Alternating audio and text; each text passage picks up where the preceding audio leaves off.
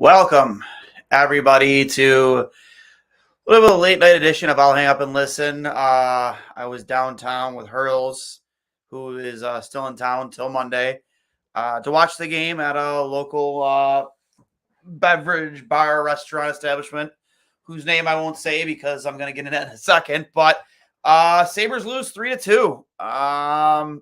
Went down early 2-0, which against a team like the Islanders, who plays a very disciplined defensive style of hockey, much like the Rangers did on Thursday night, and also have potentially the best goalie in the world on their team. You can't go down 2-0 against a team like that early. You just can't, because then they fall into their structure and they make it very difficult for you to play the game that you did so well for you last year, the run and gun, north-south type of hockey. And they kind of force you into a dump and chase type system, which, I mean, it's not that Buffalo can't do that. It's just not, they're accustomed to that. That's not their bread and butter. So, a lot to kind of unwrap here. But I was at a restaurant tonight, or a bar tonight, with Hurls and some of his friends that he was visiting, because since he's in from out of town, he works in California. And I think I may have received as bad of food service tonight at this establishment as the officiating was on the ice tonight. And we'll get that in a second. I had medium wing sauce spilled all over me. It took over 45 minutes to get me my wings. And it wasn't even that busy. They had plenty of staff. I couldn't, it took me needed two hands at least to count the amount of servers that were on staff at tonight. And then on top of that, I was never asked if I wanted a refill. I'm a big beer drinker, but I had a beverage, and never once was I asked if I wanted a refill. No apology for spilling wing sauce all over my leg and my shirt. So I'm not one to complain, but I grew up on tips. My mom worked in food service for most of my childhood, and I grew up on tips, grew up in pizza parlors, eating pizza and subs, whatever. She made up for me while I did my homework while she was working. But that is top 5 worst food service I've ever had in my life. And I don't know if I'll ever go back there. But I digress. Did watch the game while we were there. And again, officiating top to bottom was absolutely fucking terrible. I can't stress that enough. I'm never one to blame the officials for losing a game, whether it's hockey or football, because I think you should have to win in spite of the officiating. But I cannot remember a time where in back-to-back games, officiating has been this bad, this egregiously bad. That first goal by the Islanders, we all saw it. Connor Clifton was clear as day, tripped along the boards. He had good positioning. He even said after the game he felt very good about the position on that play, and he felt his legs taken out from underneath him. And Brock Nelson will go on on a short ice 2-on-1 to score the game's opening goal. You call that penalty there, not only do we not get scored on, but we get a power play. That could be a 2-goal swing there. We could be being up 2-1. Completely change kind of like the structure and the outlook of the game. I don't know. And I mean, granted, there were missed calls both ways, but the missed calls, on us didn't end up in the back of the Islanders' net. That was such an egregiously bad missed call. Much like the Benson holding of the stick or whatever it was. I'm sorry, was it hooking on Thursday night, where you see clear as day he had a hold of his stick and was going back and forth like I don't know, man. Both games were absolute rough shows, and it drives me nuts. And I hate being the guy to point at the zebra and be like, "This is your fault." But I'm gonna say, and Paul Hamilton, I think after the game said it best, I'm not gonna blame them for the loss. I'm gonna blame them for the score, because there were calls or non-calls made by the referees tonight that led directly to goals, not power plays or penalty, like directly to goals. And that drove me nuts, because I thought Buffalo played a good game tonight. I thought they did. The Greenway, Benson, Middlestat line for the second game in a row was their best line. Benson with 2 assists tonight. On both goals, you have a kid that's just working his ass off, getting in the dirty areas. They doing all the little things right. And I can't stress it enough, man. You need guys like him doing that thing. He wants to stay on this roster for more than 9 games. And so far, he's been one of our top 3 players, hands down, without a doubt. I liked Levi's game tonight. I mean, you can't really, when you look at all 3 of those goals, I'm not sure, like, what do you want him to do? The third goal, the game when I mean, it looked like it could have been a high stick. I don't know. I wish there were better camera angles. I can't believe now in 2023 we can't get better camera angles on stuff like that. Drives me absolutely insane. Like the amount of high def cameras that you see during football games, we can't get that type of technology during a hockey game. Drives me absolutely nuts. Nuts. Even like a chip in the puck that can measure, the height off the ice. It is when it's touched. Yeah, there's got to be something they can do. I don't know. I'm just speculating, but and that was, I mean, again, that was offsides. That was clearly offsides. I hate the offsides challenge, but if it's going to be there and you're going to utilize it, you have to get it right. And that was offsides. I don't know. Like, again, rough show. But you look at all 3 goals in a show. There's nothing really Devin Levi could have done. I mean, the 2-on-1 Brock Nelson goal, like, again, a missed penalty call on the boards. The short ice 2-on-1, I think it was Owen Power took the pass, but that let Brock Nelson just walk in and have a free shot on net and just beat Levi clean. Like, it was a great shot in close. There's not many goalies in the league that are probably making that save. The second goal, deflection in front again. Like, what are you gonna do? He made a couple spectacular saves right before that too. Rebound comes out. I mean, you're not going to control every puck. Sometimes players are intentionally shooting for rebounds. That was the case, went up the far pad and kicked right out, and Clifton couldn't control. It looked like it went off of Clifton on the rebound, and 2-0 right then and there. Buffalo battles back again. The Greenway, Benson, Middlestat line just really doing all of the things right, getting the pucks in deep, winning battles down low, getting the pucks out to the front. Beautiful goal by friggin' Greenway. Off a nice pass from Middlestat. Just the curl and drag and being patient to get to the backhand and getting it behind Sorokin. You have Sorokin moving hard to his blocker side, and just completely caught out of position. Greenway just put a nice move on him. The second goal, Benson just does a lot of good work down low to kick that puck out to Middlestat on his backhand. He goes top shelf on Sorokin's glove side to tie the game. And, things were looking up for Buffalo. They were applying pressure. I thought there were plenty of times in this game where they were the better team and they just could not. At the end of the day, you need Tage Thompson, Dylan Cousins, Alex Tuck, Jeff Skinner, these guys that are being paid to be your top contributors, And they're not.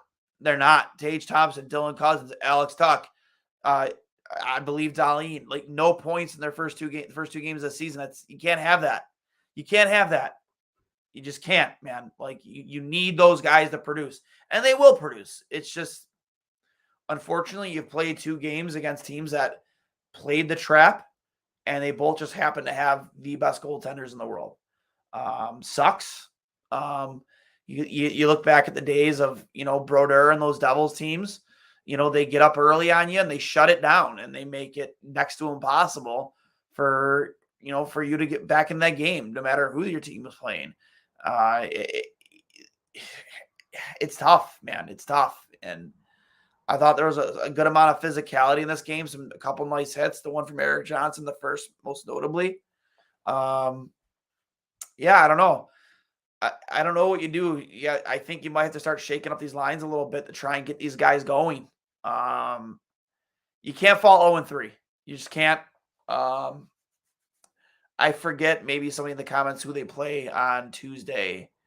The team escapes me, but they play their next 4 games at home. And, they struggled a lot at home last year. But here's an opportunity for you to come, maybe rip off 3-4 in a row and get back on the winning side of things here. I don't know. You got to do something here, man. There's so much energy and optimism coming to this season. It's an 82-game season for a reason. It's a long season. Just because we're 0-2, I mean, don't already start thinking about next season like the season's already over. Home opener, I mean, I don't think Don Granato or his staff expected the Rangers to play a 1-3-1 as I only expect them to play the 1-3-1 because that wasn't their style previous year. And I don't think he was prepared enough to overcome that in the first game, which that's a coaching thing. That's absolutely a coaching thing.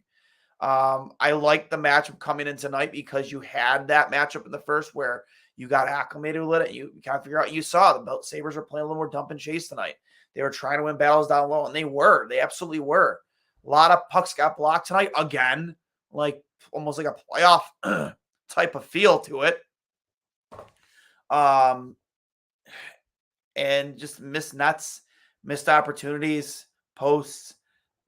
Again, you got to get these pucks start going to the back of the net, and you need your top players to start contributing. And I don't know really what else to say.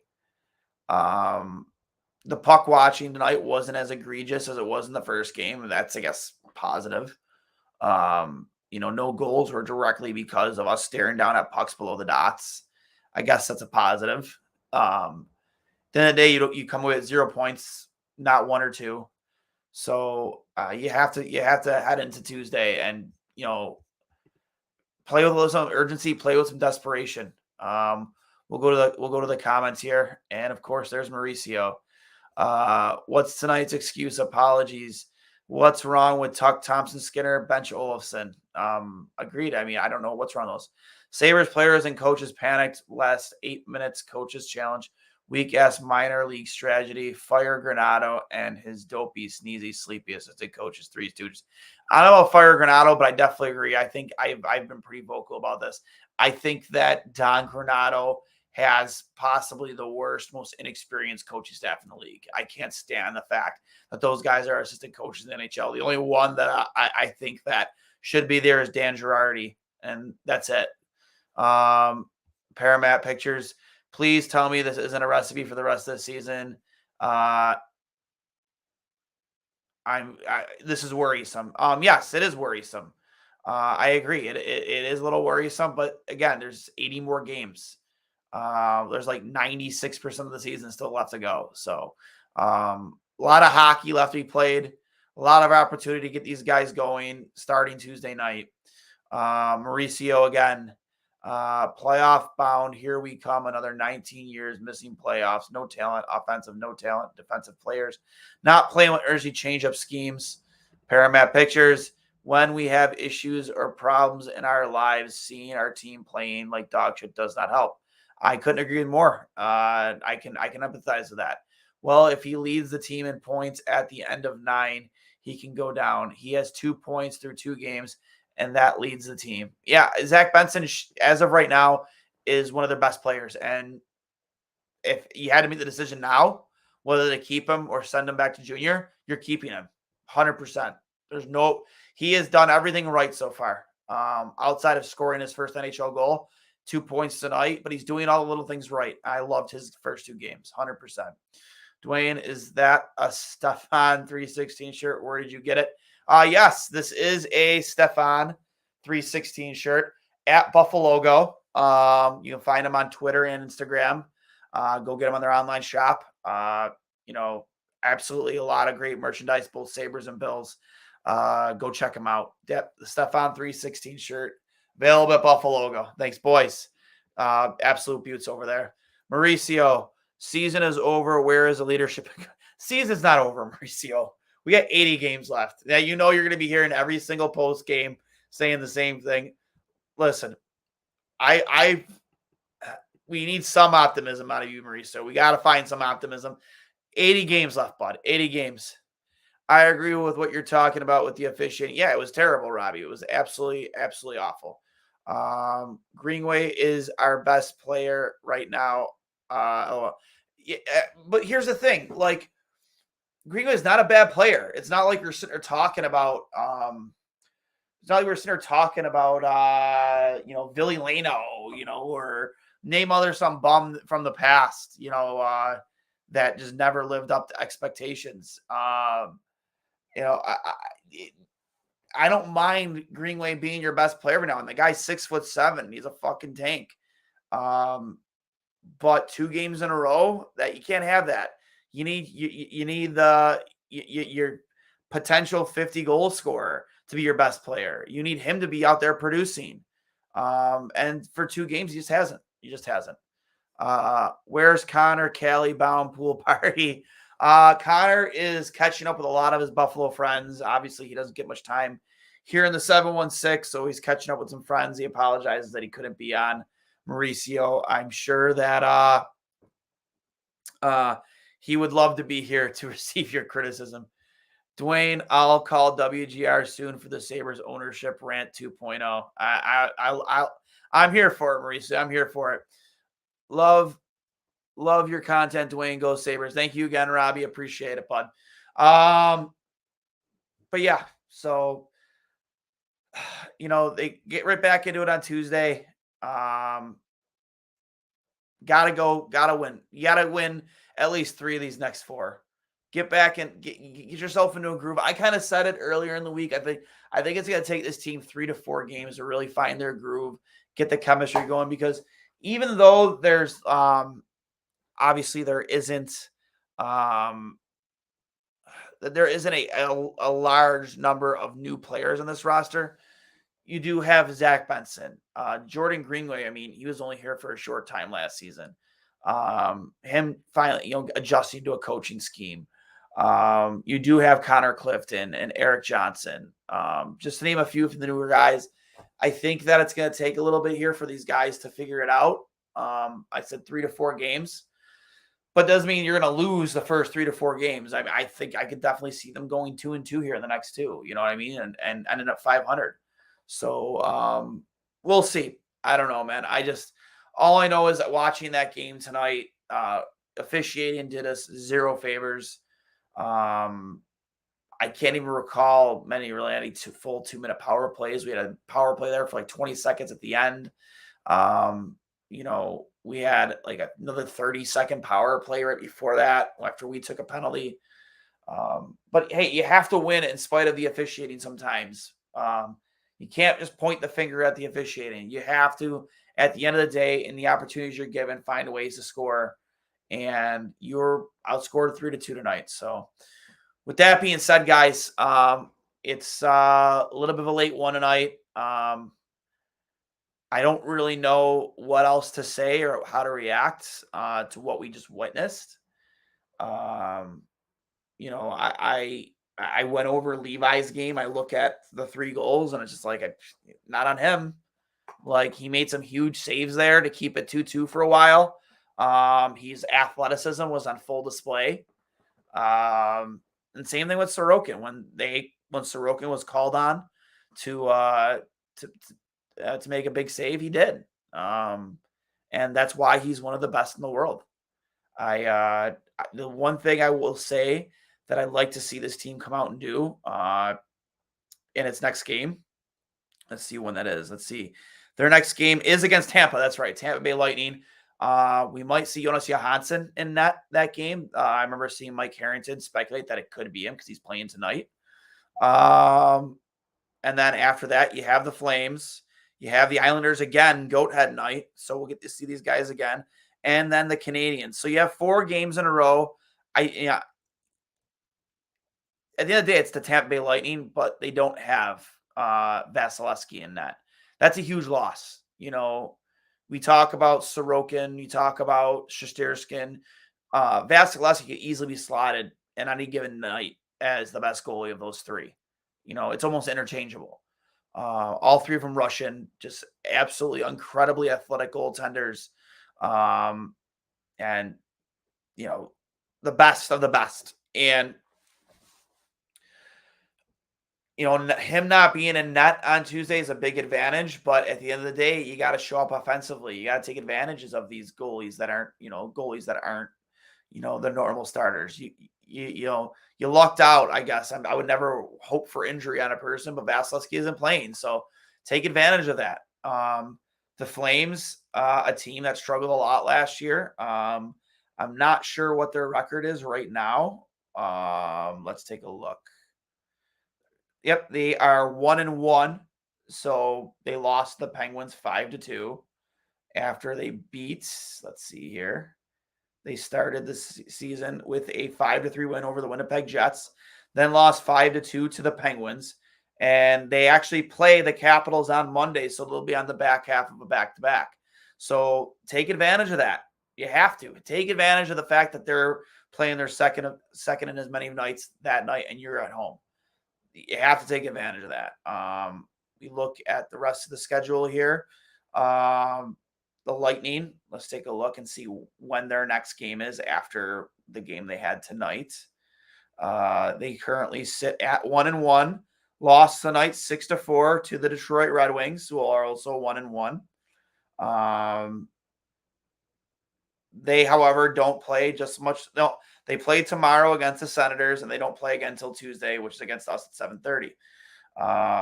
Hopefully, the Senators give them a tough game, grind out a hard 60 minutes.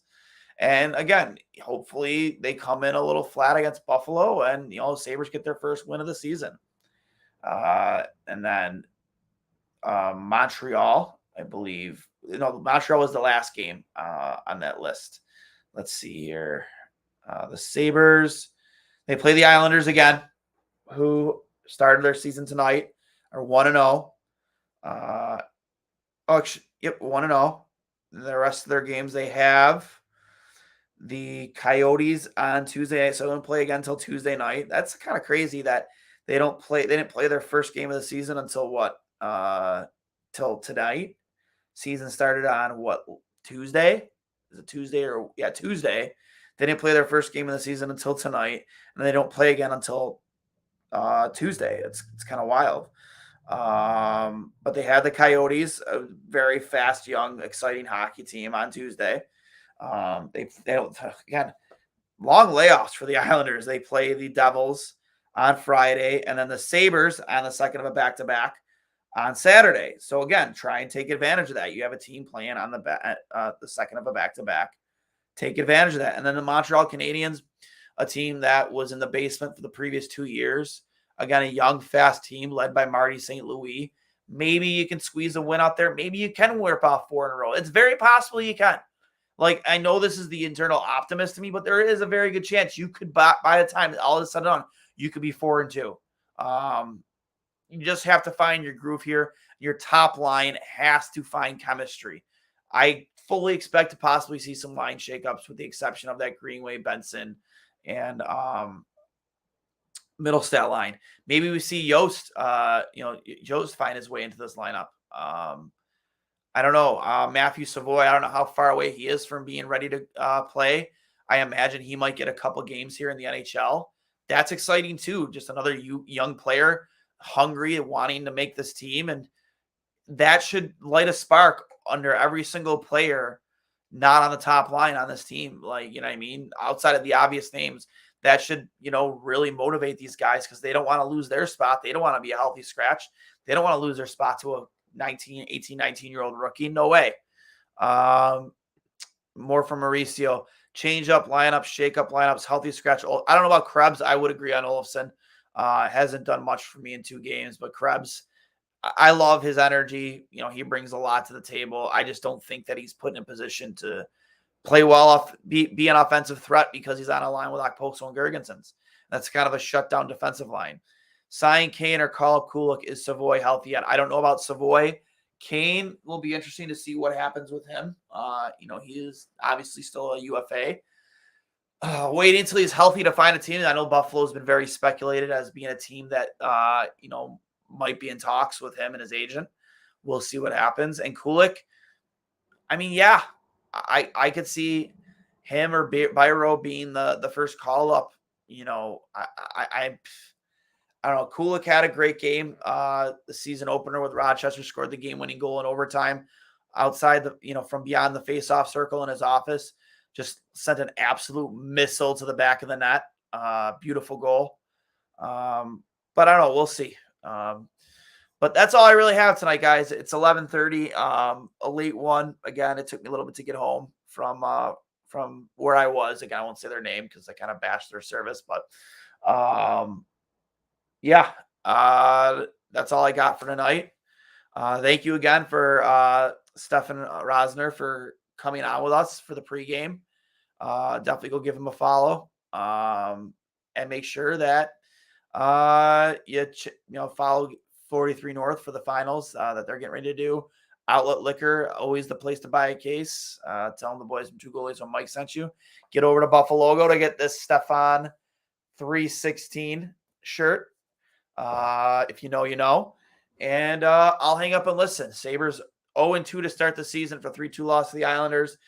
Back in action Tuesday night against the Tampa Bay Lightning. I'll talk to you later. See ya.